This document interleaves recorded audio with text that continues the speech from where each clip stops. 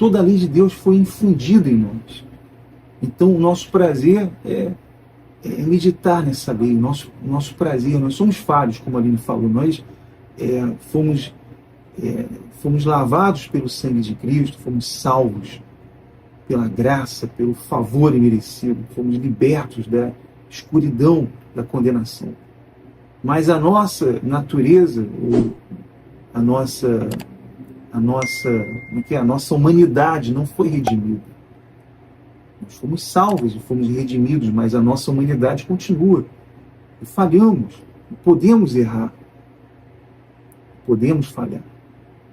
Fez me lembrar agora de algo teológico, né, dos gnósticos. Os gnósticos, que era a luta de João, dos primeiros, Paulo, principalmente Paulo era mais os judaizantes, mas João pegou essa parte de lutar contra os gnósticos, que era justamente isso, que eles interpretavam essa parte, né, que a nossa carne não tinha sido redimida, então por isso eles poderiam continuar pecando.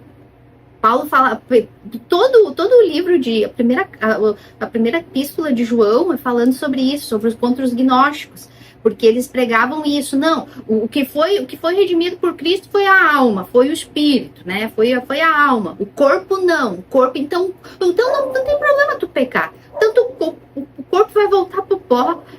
E essa era a luta do primeiro século. João passou por isso. Ele falou, não, nada. Assim como Paulo também disse, não, pecaremos, pois, para que a graça sobreabunde de maneira nenhuma. E João fala a mesma coisa. Não, filhinhos, eu vos escrevo essas coisas para que não pequeis. Não é assim. Não, os gnósticos ensinam que a carne não foi regenerada, então que pode pecar, que a carne vai pro pó.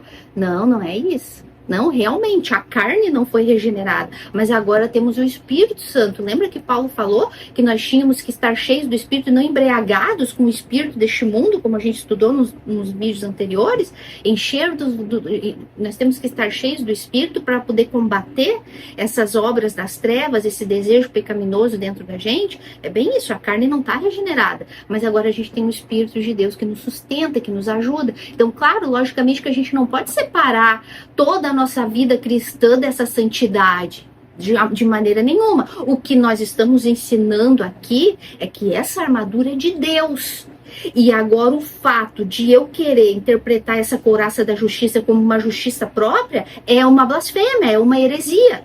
É algo completamente destrutível, porque se eu for para uma guerra lutar contra Satanás na minha força, para começar, eu já vou perder. Mas o pior de tudo não é perder pro diabo, é perder para Deus. Porque eu tô querendo roubar a glória de Cristo. Tô querendo ir com a minha justiça em vez de me aferrar na de Cristo, me apegar na de Cristo. Vocês estão vendo o que a gente realmente está ensinando aqui? Não confundam. Cristão de verdade vive em santidade. O Anderson acabou de falar. A lei do Senhor agora está escrita aqui, ó, no nosso coração e na nossa mente. Só que essa aqui não é a justiça que está sendo explicada aqui. Essa justiça aqui é a de Cristo, aquele que ele conquistou, porque ele foi justo, ele foi santo, ele foi reto. Ele viveu nesse mundo sem pecado. É isso mesmo. E então nós podemos ser atacados, como diz aí, né? Essas flechas flamejantes, vamos falar já sobre elas, mas nós somos atacados pelo diabo, pelo nosso inimigo.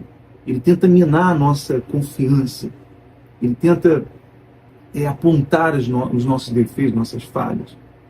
Mas quando nós estamos então revestidos com essa couraça da justiça, ele não tem sucesso no seu ataque.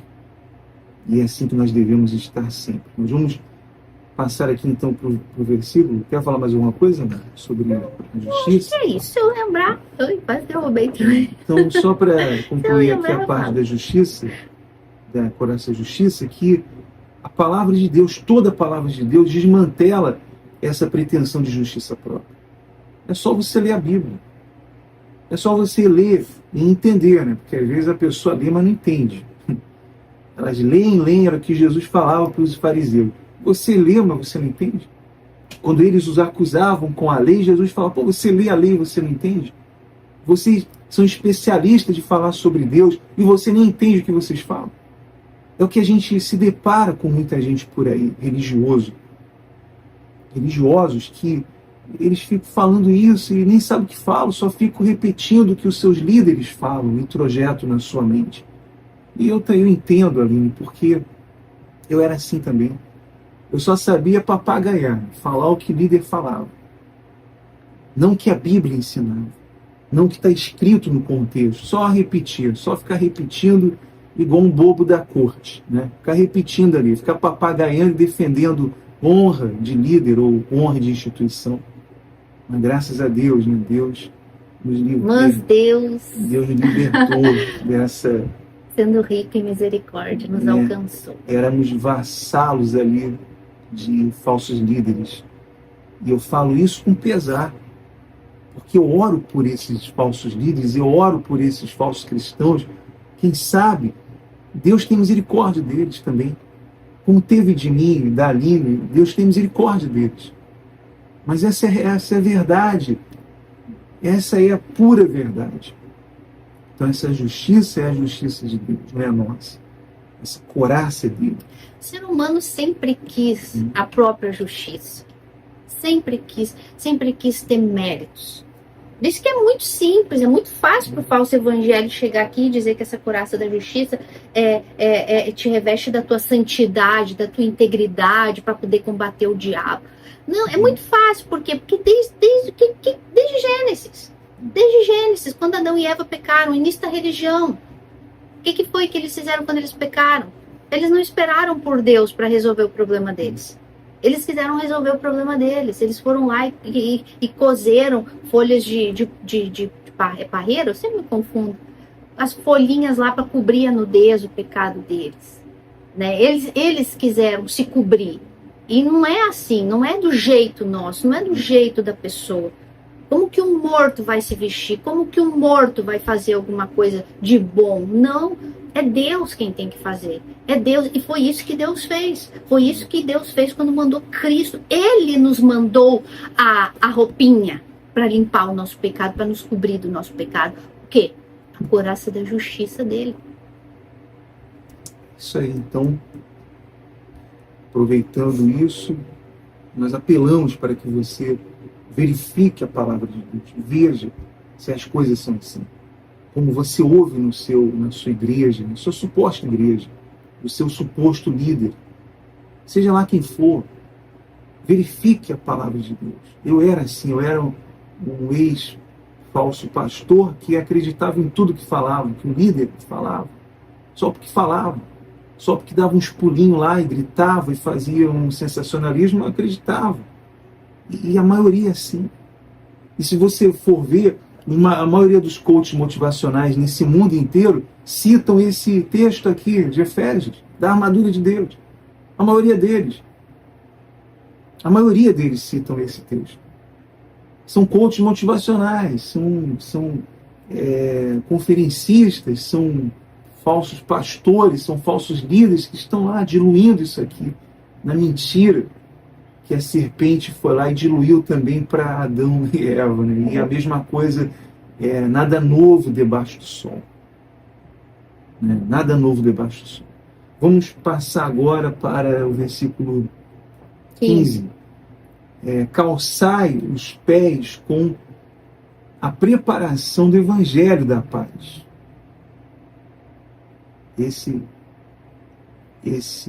Essa peça também da armadura é muito importante, né? Porque vamos falar dos soldados romanos, aqueles guerreiros romanos, o que eles faziam? Eles pegavam as suas botas, como se chama aquele sapato de soldado, coturna, um negócio assim. Né?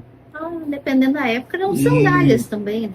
E eles então enchiam ali os seus sapatos, eles ficavam cheios de pregos ou alguma coisa parecida, para que eles tivessem estabilidade naquele terreno, para que eles conseguissem atravessar aquele terreno. Imagine um soldado ali de pé descalço, pisando a pedra, pisando em terrenos perigosos, e ele perderia toda a noção do perigo da guerra, porque ele ia se preocupar com a dor no pé, com o espinho no pé.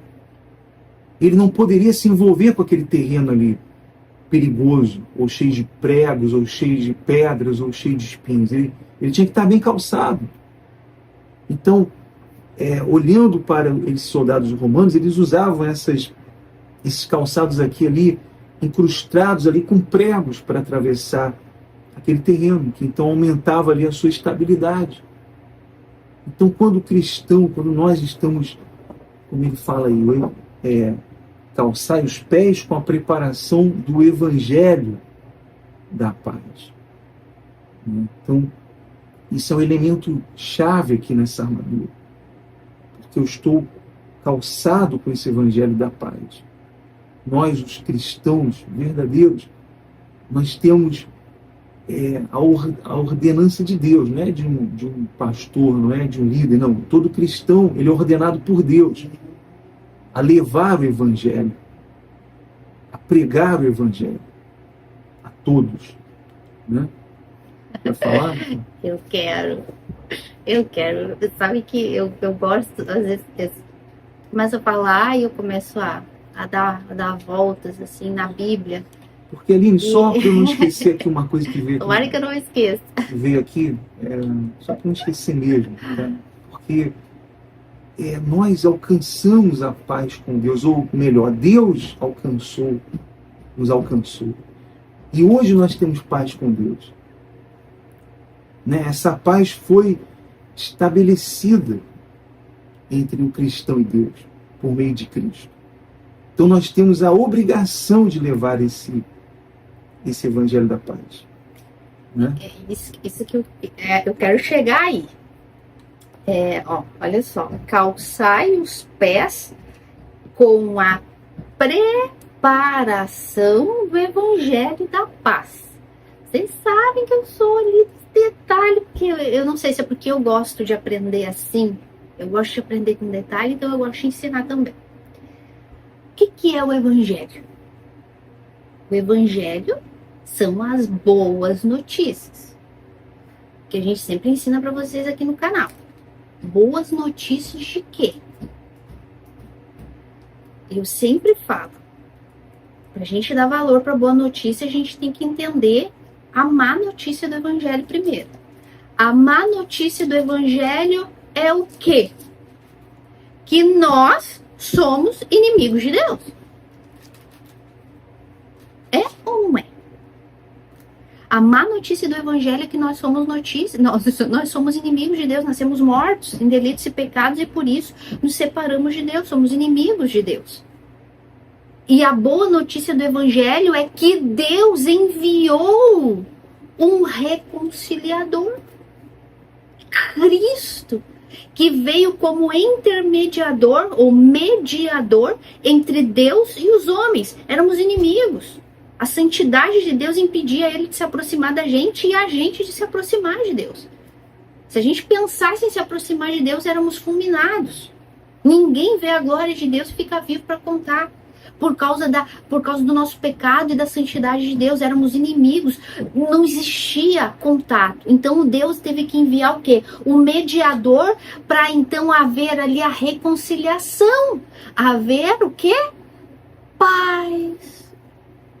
Então agora Paulo está dizendo, vocês têm que estar calçados, o fundamento de vocês, os pés de vocês, que essa sandália tem que ser com a preparação do Evangelho da paz. O que vocês têm que lembrar constantemente? O que tem que ser o sustento de vocês, os pés de vocês? Aonde vocês têm que estar firmes? Nessa reconciliação com Cristo. Não sou mais inimigo de Deus. Agora eu sou amigo de Deus. E como amigo de Deus, quem é que vai comigo na batalha? O próprio Deus, o próprio Cristo.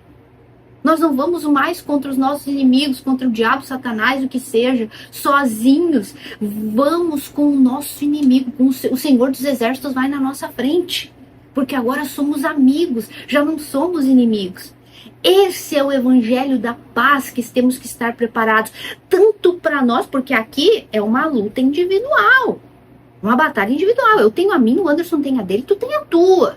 E cada um de nós temos que estar fundamentados nessa verdade, com essa justiça de Cristo e conscientes de quem somos. Somos amigos de Deus. Temos essa reconciliação, essa paz. Agora existe paz entre eu e o meu Deus, nem por meio do meu irmão mais velho, Jesus Cristo. Então isso é para mim. E, consequentemente, eu então tenho que estar preparada também para pregar esse evangelho da paz para outros, porque eu tenho que levar outros a conhecer a condição dela de pecadora, de inimiga de Deus, e levar esse evangelho da paz, que é o evangelho da paz, que é o evangelho de Cristo, essa obra redentora de Cristo na cruz. É importante, eu lembrei desse texto aqui de Romanos, capítulo 5, versículo 6. Vou ler, não vou entrar agora aqui em detalhe, mas só para você entender isso.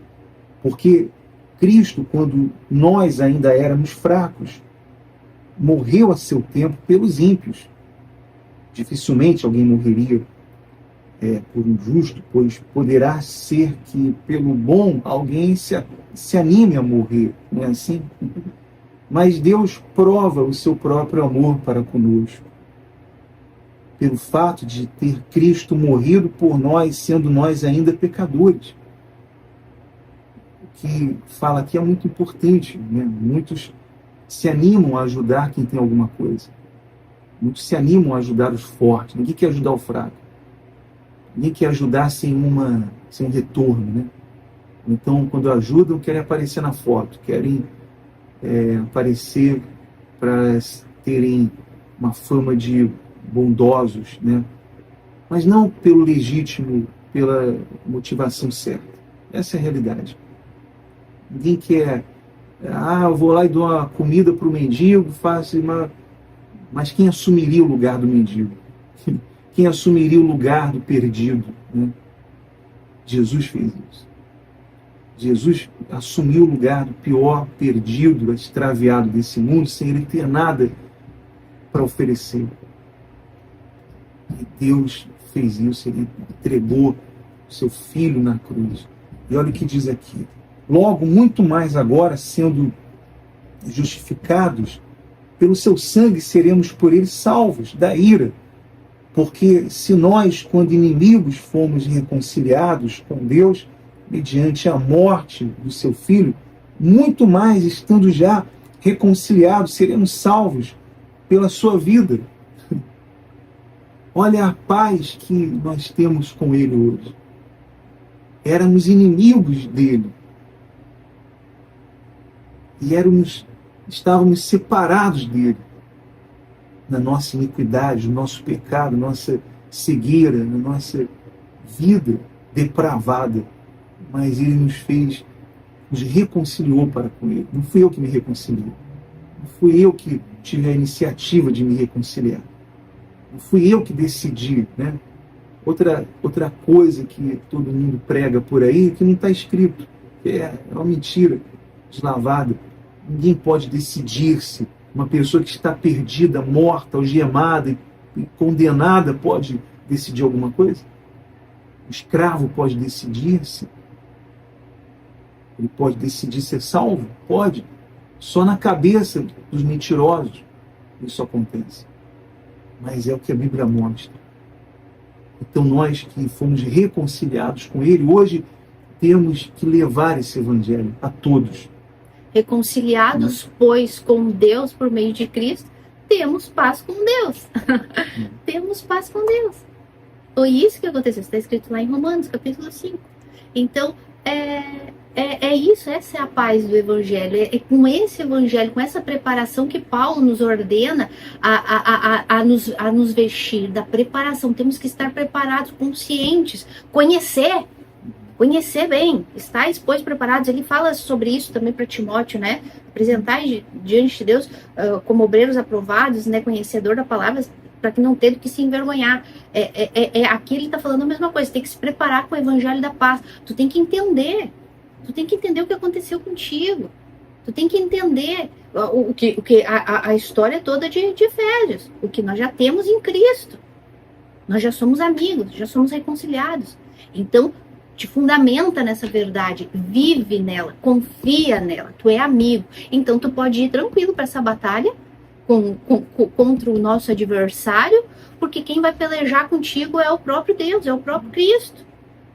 Desde que tu o quê? Que tu confie na justiça dele, na santidade dele. Como é que é o início do versículo? Fortalecei-vos, pois, no Senhor.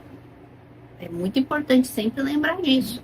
Então, esse é o evangelho da paz que nós temos que estar preparados para a gente e para levar outros a ter essa paz através dessa reconciliação com Deus. E a paz que temos é que Deus está no controle. O tempo todo. Eu vou atravessar o terreno perigoso, né? Mas Deus está no controle. Eu vou, enquanto eu viver nesse mundo, eu vou estar atravessando esse terreno. Mas eu tenho a segurança da vida eterna. Não importa quantas lutas eu vou enfrentar, quantas intempéries eu vou enfrentar na vida, quantas lutas, o que eu vou perder, o que eu vou ganhar, o que eu vou... não importa, eu estou seguro que Deus está no controle, essa soberania de Deus. Ele está no controle, eu vou atravessar o terreno, eu vou atravessar porque eu estou calçado com o sapato do Evangelho, com o Evangelho da paz. O que me corresponde fazer, eu vou fazer. Confiando nessa armadura aqui. Ele já me deu, eu tenho, é minha, de posse minha. Mas o que me corresponde fazer, eu vou fazer. Eu tenho que atravessar o Mar Vermelho, eu tenho que atravessar o deserto, eu vou ir, eu tenho que fazer. É a minha parte, me toca fazer. Mas na dependência dele. E confiar nessa soberania, né? Porque Deus, como que Deus age, faz a soberania dele se manifestar na nossa vida? Através de situações que ele cria, de situações que ele faz com que a gente se mexa daqui para lá, faz isso, faz aquilo, vai ali, faz assim, toma essa atitude, faz isso. Ele vai nos guiando, né? E a gente, como filhos de Deus, confiando nessa dependência, né? E nós estamos ali defendendo o território que já conquistamos. Não é um território material, não é uma casa, não é um terreno, não é uma herança material. Não, nosso território é o território eterno, é a vida eterna. Esse mundo não enche os nossos olhos. Não enche os nossos olhos. Nós olhamos para a eternidade. E não importa esse mundo. Não importa. Eu ouvi, olha o que eu já ouvi, né? Olha o que nós já ouvimos. Alguém falar assim, um líder aí, falando, quer conhecer uma pessoa que não é de Deus? É só olhar, você vai ver que ela não tem dinheiro. Olha a estupidez que uma pessoa que engana, e é enganada também pelo diabo, fala para os outros. E todo mundo acredita. Todo mundo acredita. Todo mundo acredita e bate palmo para esses falsos líderes que falam isso. Se tem uma coisa, meus caros amigos, que o cristão ele não vai desfrutar, é desse mundo aqui. Esse mundo não enche os olhos dele. É o que a gente sempre fala, né? O mundo é o inferno que os cristãos vão ter que suportar. Né? É o único inferno. O único inferno que o cristão vai ter que suportar é o mundo. Nós somos inimigos desse mundo. E será o único paraíso que os incrédulos vão desfrutar. Então desfrute, aproveite o que vocês têm enquanto tem, porque depois não vai ter mais. É só aqui, se não houver arrependimento. Se não houver arrependimento. Se você não se arrepender, ou melhor, se Deus não tiver misericórdia de você, você está perdido. Se Deus não tiver misericórdia de você, você vai nos atacar aí, você vai nos difamar. Você vai nos odiar. Eu falo você só, não estou apontando o dedo para ninguém aqui. Só é uma conjectura, né? Mas é verdade. Não sei quem está nos assistindo aí. Quem está se arrependendo, quem está crendo na pregação do Evangelho, ou quem não está crendo, não sei. E de repente Deus colocou aí para você se condenar mesmo. Para você só ficar nos assistindo aí, vendo o que estamos falando, para tentar encontrar alguma coisa, e você está se condenando, você é o seu próprio carrasco. Deus fez de você o seu próprio carrasco para te condenar. É isso aí. Eu acho que essa é a palavra certa. Porque se ele te escolheu, você está se arrependendo, você está nesse momento, entendendo o Evangelho. Senão você está odiando isso aqui. Eu tinha que falar isso, precisava falar isso. Porque todos eles têm oportunidade para se condenar ou para serem salvos pela misericórdia de Deus. Então não adianta. Essa é a pregação do Evangelho. Não tem como passar a mão na cabeça, fazer uma coisa bonita. Não existe isso. Não existe, como alguém já falou um dia para mim, Anderson, mas é que o Evangelho que a gente prega agora, Jesus nos revelou uma nova coisa. Agora tem que o Evangelho passou de moda, saiu de moda, né? Foi aí que nasceram aí os falsos evangelhos, por causa disso, que nasce na cabeça ali a inspiração do diabo mesmo. E a coisa vai sendo distorcida. Né? Uma pequena distorção lá no Jardim do Éden fez o que fez. Uma pequena distorção. Não importa, mas é uma coisa pequena, não importa. É pequeno, já é um fermento e vai alterar toda a massa. Temos que tomar cuidado para que o pecado não venha nos enganar. Cuidado, tudo aquilo, é sempre bom lembrar, tudo aquilo que vai contra as escrituras, por mais simples que seja, é o pecado te enganando. Tudo aquilo que te desvincula, te afasta, por mínimo que seja, te envolver com coisas deste mundo, aparentemente não tem maldade nenhuma, é o pecado te enganando. Cuidado, cuidado, facilidade. Olha, eu poderia dar N coisas aqui. Cuidado, é o pecado te enganando. O pecado que mora em mim me enganou. Paulo disse isso. Então, o pecado mora na gente. E se a gente não estiver aqui, firmes, com essa conscientes dessa batalha espiritual, com essa armadura, o pecado vai enganar. Então, é uma batalha, é uma guerra e temos que ter consciência disso. O diabo vai falar, por que não? Por que não? O que tem? Você tem que falar, porque sim. Por que ele não diz porque sim? Só porque não, né? Então diga porque sim. Avalie, olhe aquilo de forma minuciosa, seja meticuloso. Assim como um soldado no campo de batalha, ele é meticuloso, ele matar ou morrer. Ele é meticuloso, ele é minucioso, ele olha tudo, ele olha ao redor, assim um cristão tem que ser. Ele tem que estar ativo em todo tempo, todo instante, né? Tem até um versículo, amor, que eu quero ler aqui, eu separei esse versículo, que fala aqui em Romanos 10, 13 e 15. Fala aí, porque todo aquele que invocar o nome do Senhor será salvo. Como, porém, invocarão aquele em quem não creram? E como crerão naquele de quem nada ouviram? E como ouvirão se não há quem pregue? E como pregarão se não forem enviados? Como está escrito, quão formosos são os pés dos que anunciam coisas boas, ou as boas novas, que é o Evangelho da Paz.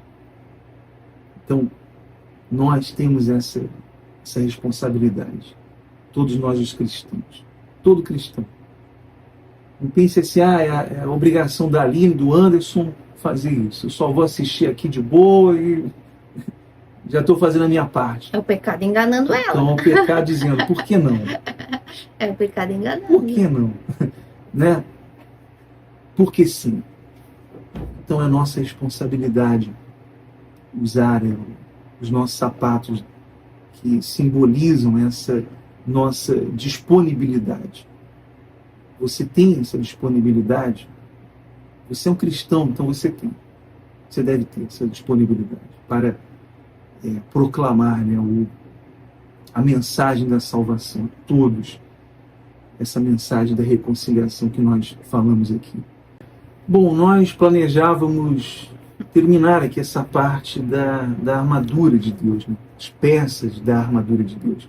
Mas já ultrapassamos o horário, né? Voltamos da mesma maneira, não mudou nada. Hoje à tarde eu gravava um vídeo pro canal Fundamento e eu disse, gente, não mudei nada. Continuo gravando os vídeos longos. Eu sei que nós devemos aí diminuir o tempo, mas a gente não vê o tempo passar.